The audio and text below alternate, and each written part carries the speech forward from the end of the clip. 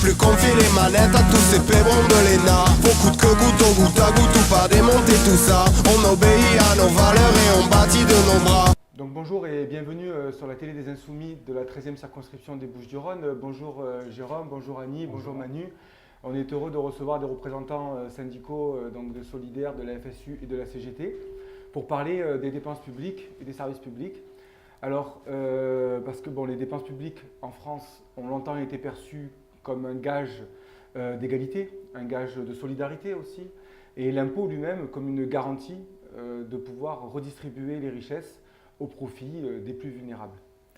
Et puis, il y a eu une contre-offensive, on va l'appeler comme ça, du néolibéralisme contemporain dans les années 70-80, qui lui a tout mis en œuvre, a mis beaucoup de moyens pour discréditer les dépenses publiques, pour les présenter comme une dépense excessive, parfois inefficace aussi, et puis de manière un peu plus insinueuse, comme pénalisante ces dépenses publiques dans le cadre d'une concurrence libre et faussée, qu'on voudrait libre et non faussée, pardon, et qui serait voulue par la concurrence mondialisée et l'économie mondialisée. Alors, ces dépenses publiques, elles diminuent depuis plusieurs années, elles ne cessent de diminuer, c'est encore le cas avec le gouvernement Macron, parce qu'elles sont perçues comme un coût. Mais est-ce que vous, syndicalistes, comment vous voyez ça? Est-ce que ce ne serait pas aussi un investissement, ces dépenses publiques, selon vous? Peut-être Jérôme, tu peux commencer? Oui, alors moi je travaille à Météo France. Météo France, c'est un établissement public. Il fait partie du secteur public. Pourquoi? Parce qu'en fait, il participe à une mission d'intérêt général qui est celle de la sécurité des personnes et des biens. Donc c'est vraiment dans la fonction publique, dans l'intérêt public, dans l'intérêt général.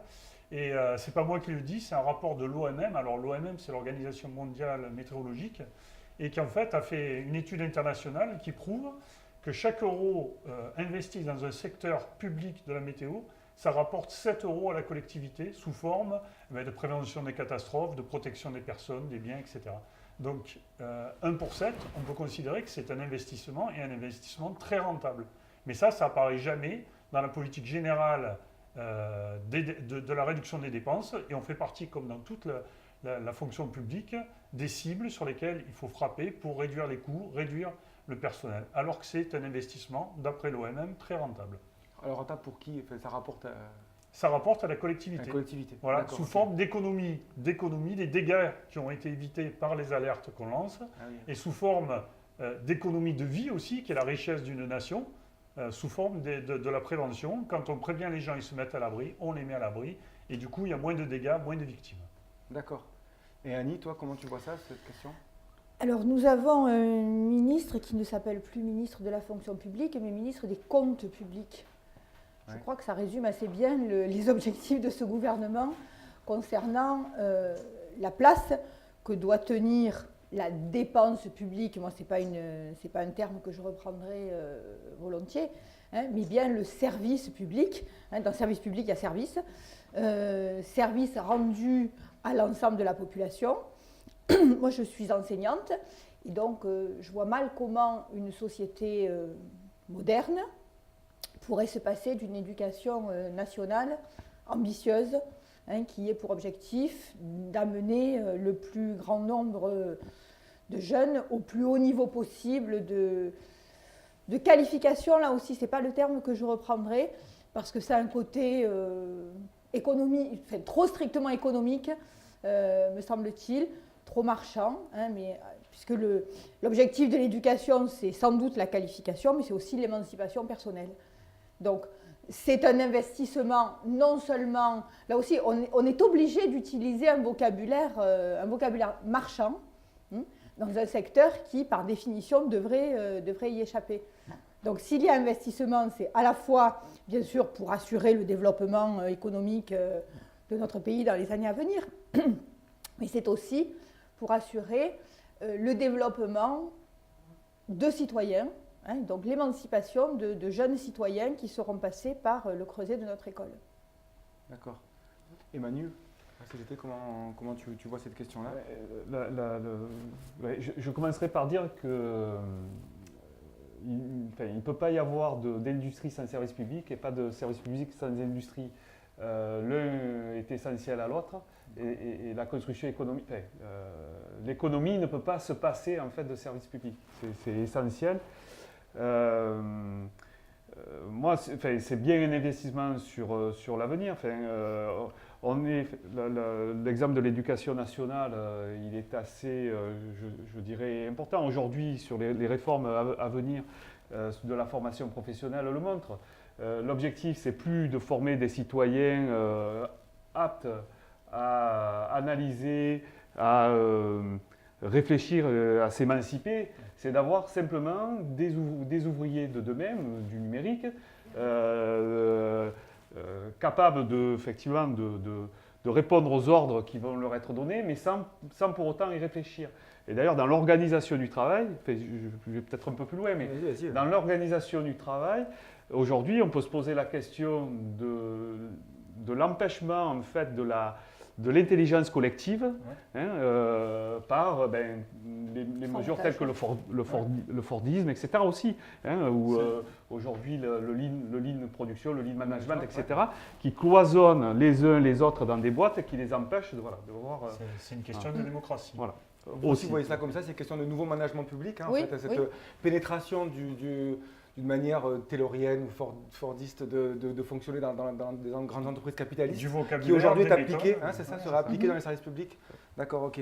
Donc je comprends bien ça. Et du coup, ma deuxième question, ça serait ces services publics dont vous avez montré l'importance, c'est finalement, on dit la seule richesse que certains ont, et en tout cas c'est une richesse collective qu'on a, sont par le biais de ces baisses de financement et aussi par l'imposition de nouvelles normes d'organisation du travail, sont en danger.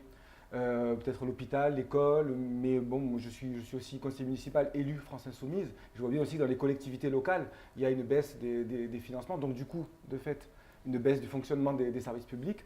Et aussi peut-être chez les retraités, vous pourrez peut-être en parler. En tout cas, comment vous voyez-vous ces mesures annoncées dans la fonction publique de diminution de possibilités de financement?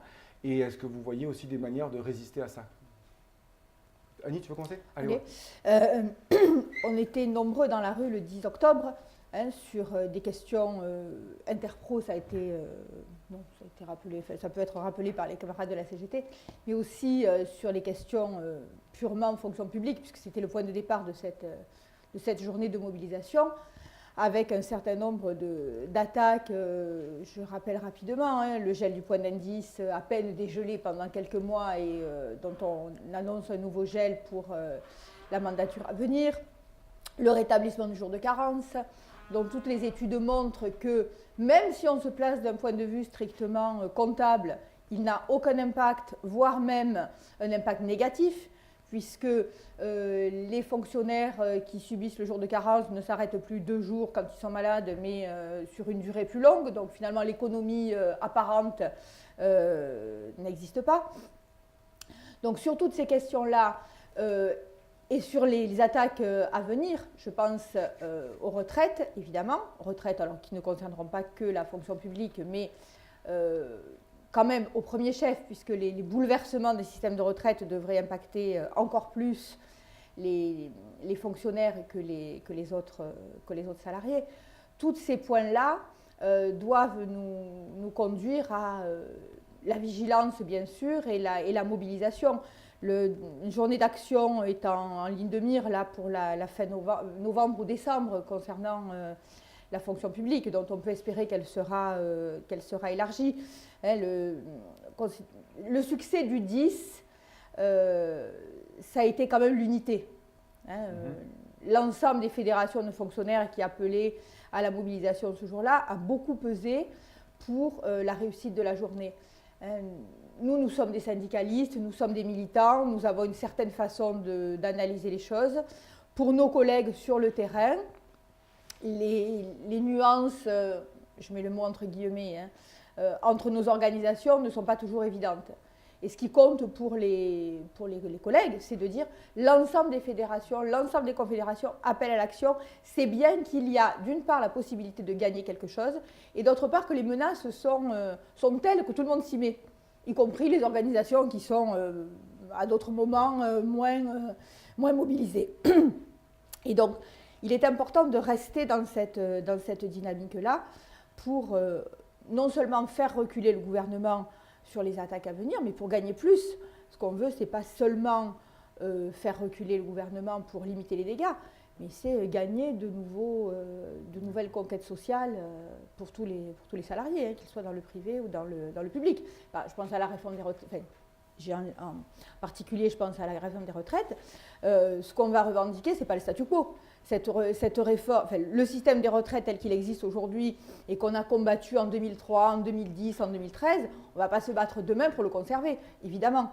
On va se battre pour non seulement mettre un frein à une réforme qui s'annonce terrible, mais surtout pour revenir à des conditions de départ à la retraite et des conditions de vie et de pension pour les retraités meilleures que ce qu'elles sont aujourd'hui. J'ai oublié de dire un mot sur la question de la CSG, mais qui touche évidemment les salariés, avec une compensation pour les fonctionnaires qui n'est pas du tout satisfaisante et qui n'est absolument pas compensée pour les retraités. Oui. Sauf les riches. Les retraités riches à 1 200 €, eux, auront la compensation.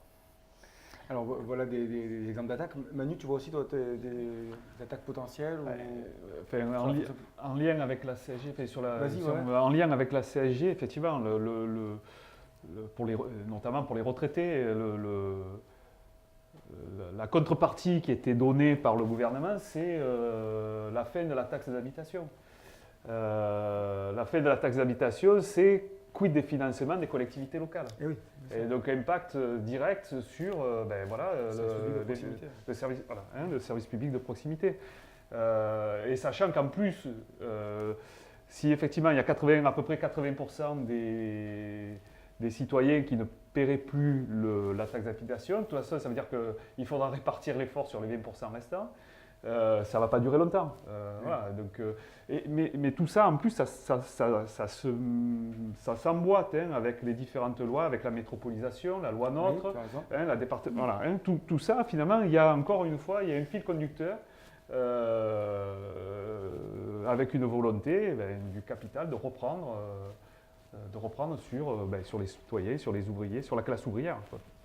D'accord. Qu'ils soient fonctionnaires ou qu'ils soient du privé. Bien sûr. Alors, les retraités.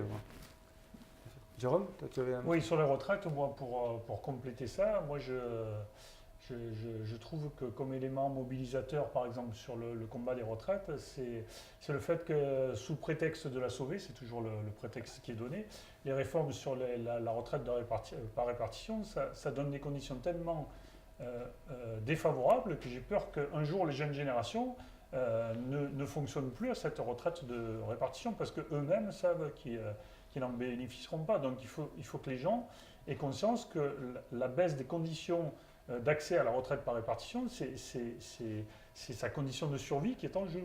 C'est-à-dire les gens qui partent actuellement à la retraite qui se disent moi je suis sauvé, je ne suis pas du tout sûr qu'ils soient sauvés parce que nos retraites, quand on est à la retraite, elles sont payées par les actifs. Et si les actifs ne cotisent plus parce qu'ils n'ont plus intérêt, parce qu'eux-mêmes n'en bénéficieront pas, le système va se bloquer. Ça, c'était sur les retraites. Un autre élément, je suis d'accord de dire qu'on n'a pas les moyens de se diviser dans tous les combats qu'il y a à mener. C'est sur les effectifs, par exemple, la baisse des dépenses publiques. Oui. Moi, à Météo France, par exemple, la baisse des dépenses publiques, elle se traduit, par exemple, par un chiffre qui est simple à retenir, c'est qu'il y a un départ à la retraite sur 9 qui est remplacé. Voilà. Ah ouais. Donc, on est obligé d'essayer de se réorganiser en permanence et de trouver des solutions sans cesse pour compenser ces départs-là. Vous pensez bien que sur 10 travailleurs, quand il y en a 9 qui partent et un qui est remplacé, on ne peut plus fonctionner. Voilà, ça c'est un exemple concret de ce qui se passe sous couvert, là aussi, d'une modernisation avec le gouvernement qui nous dit c'est moderne, on va gagner en efficacité, on n'est pas obligé de mettre beaucoup plus de moyens que ce qu'on met, et en fait on va travailler mieux. Eh bien, on voit bien qu'avec ce qui est fait sur le terrain, on ne peut plus fonctionner. Voilà, ça devrait être un élément mobilisateur. Mais moi, je parle de l'exemple que je connais, mais c'est pareil dans l'éducation nationale, c'est pareil dans les hôpitaux, c'est pareil dans le privé. La même méthode étant appliquée, les conséquences sont les mêmes. Ah oui. Si je peux ajouter quelque chose à ce que vient de dire le camarade, là, c'est sur le non-remplacement d'un certain nombre de fonctionnaires, peu importe le nombre que l'on va, la proportion qu'on va déterminer. C'est aussi le recours à l'emploi précaire. Parce qu'il y a des missions de service public qu'il faut quand même continuer à assurer. Je reprends l'exemple de l'éducation nationale. Certes, on peut mettre plus d'élèves par classe, on peut diminuer le temps d'enseignement devant élèves, ça fait chuter d'autant le nombre de postes. Mais il y a un moment quand même où il faut bien avoir des profs devant les élèves. Ouais. Hein, mais ces profs, ça peut être des fonctionnaires, mais ça peut aussi être des contractuels. Oui. On a actuellement des actions qui sont menées sur la suppression des CUI, CAE. Alors là aussi, hein, on est à la FSU, mais je pense qu'on partage tous la même vision. On n'est pas favorable à ce type de contrat. Ces contrats-là, on les a combattus quand ils ont été mis en place. Oui, hein. Les premiers qui s'appelaient les TUC, c'était, je n'ai pas la date en tête, mais ça devait être dans les années 83, 84, quelque chose comme ça.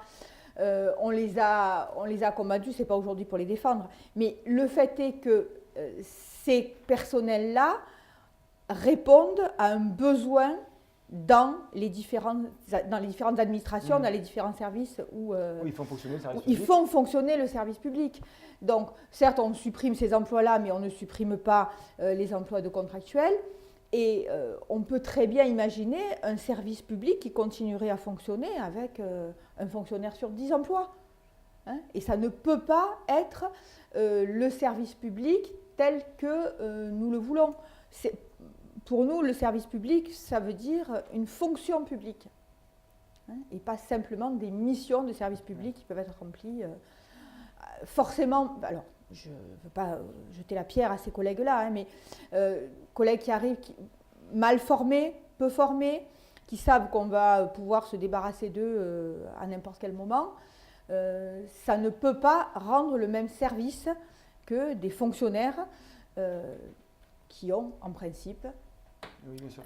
Tu pointes la question de la qualité du service. De la qualité du service rendu. Bien sûr. Hein, et de l'engagement des fonctionnaires dans le service public. D'accord.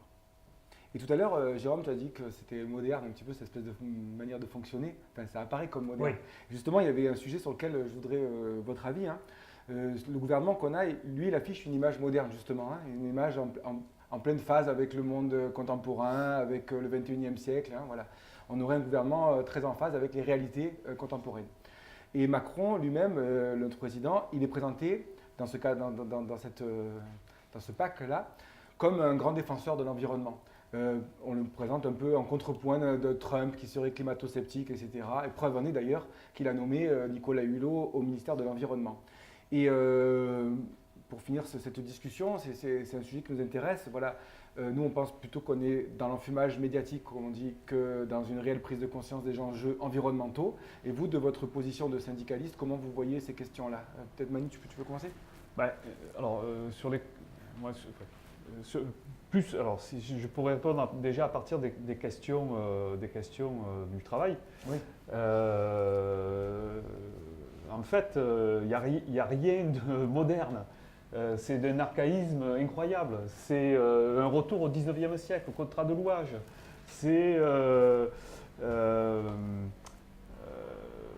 une pensée, je dirais, archaïque qui date de la Révolution française, qui prône la liberté d'entreprendre comme liberté fondamentale et qui peut se permettre de s'asseoir sur toutes les autres libertés. Et là-dedans, il n'y a rien de moderne. Hein, voilà.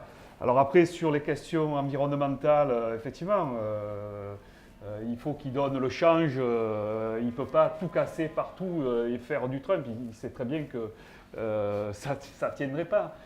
Donc effectivement, il faut qu'il trouve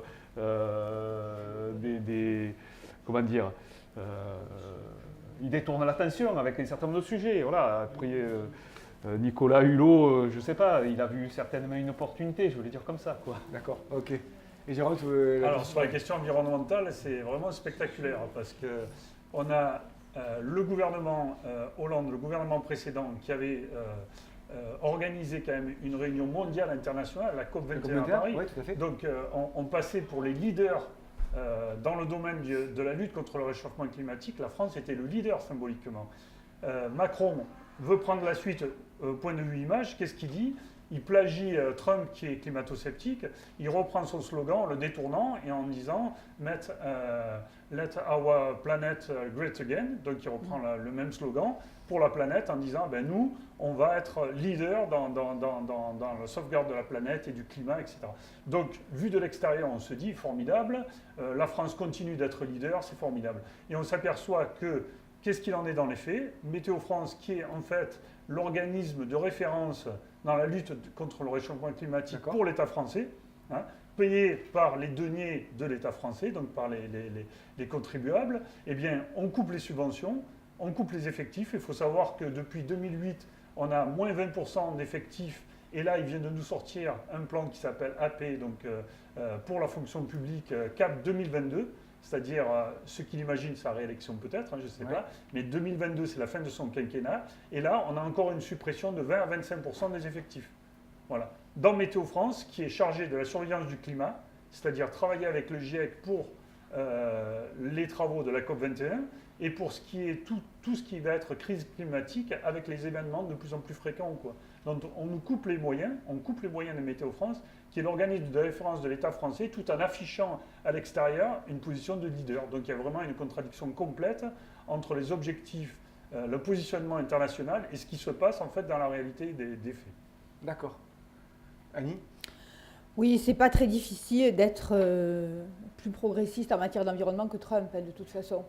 Donc c'était, voilà, il a saisi l'opportunité de s'opposer, Macron a saisi l'opportunité de s'opposer à Trump pour se poser en défenseur de l'environnement. Ce qui est certain, c'est qu'on ne peut pas traiter des questions environnementales indépendamment des autres. Hein, il est évident que les modes de production qui sont choisis à la fois au niveau national et au niveau mondial ont un impact direct, enfin ça paraît être une évidence de le dire, sur les questions environnementales. Hein, moi, ça me fait toujours sourire quand j'entends dire « Ah, mais l'environnement, c'est ni de droite ni de gauche. C'est pas une question, c'est pas lié au capitalisme ou pas. » Ben si, forcément, les questions environnementales, elles sont directement liées au mode de production et en particulier au mode de production capitaliste. Hein. On peut pas, je sors peut-être un peu là de la place de la FSU, mais c'est évident que quand on met en priorité dans le mode de production la question de la rentabilité, les questions d'environnement, elles passent forcément derrière. Oui. Donc, soit on se pose la question de qu'est-ce qui est essentiel, c'est la sauvegarde de la planète et la sauvegarde de la vie tout court, hein, qui va avec. Et à ce moment-là, on interroge les modes de production, ou alors on ne fait pas semblant. Pas semblant de se poser des questions sur les questions environnementales alors qu'on adhère à 100% au mode de production qui détruit l'environnement. Oui, Jérôme, c'est un peu ce que tu voulais dire oui, aussi. Oui, et ce raisonnement ne tient que si on considère que les atteintes à l'environnement ne coûtent rien. Or, oui. C'est complètement faux, et quand on intègre le coût de l'environnement dans l'économie, eh bien, en fait, on s'aperçoit que c'est non seulement rentable, mais ça sera la voie de l'avenir, en fait, de construire notre développement économique et nos emplois sur la transition écologique. C'est complètement nécessaire, ce n'est pas une question annexe. Alors, merci beaucoup pour vos interventions. Hein. Pas pour vous couper, mais parce qu'on a appris beaucoup de choses là. Et notamment, on a fini en montrant, tous les trois, vous avez montré comment les questions environnementales sont aussi un enjeu de société dans notre modèle social. Et que tant que c'est la loi du profit qui est la loi toute puissante, cette question-là sera toujours un espèce de résidu. Et aussi, on a montré qu'en fait, à travers la défense du service public, celle des retraites, etc., c'est tout un modèle social hein, qu'il faut non seulement qu'on préserve tous ensemble, et qu'il faut aussi améliorer sans cesse et toujours remettre en question pour son propre développement. Donc, c'était très important pour nous d'avoir une voix, la vôtre, hein, une voix du terrain, celle des travailleurs. Je vous remercie vraiment beaucoup d'être venu et j'espère à une prochaine émission. Merci.